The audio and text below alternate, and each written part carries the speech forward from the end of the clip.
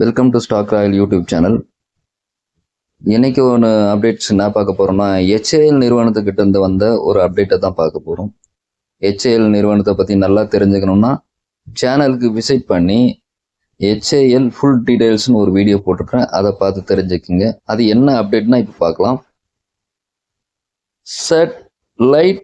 Satellite launching vehicle, அதாவது இலகு ரக ராக்கெட்டை மேலே கொண்டு போகிறதுக்கான ஒரு லான்ச்சிங் வெஹிக்கிளை இது தயார் பண்ண போகுது.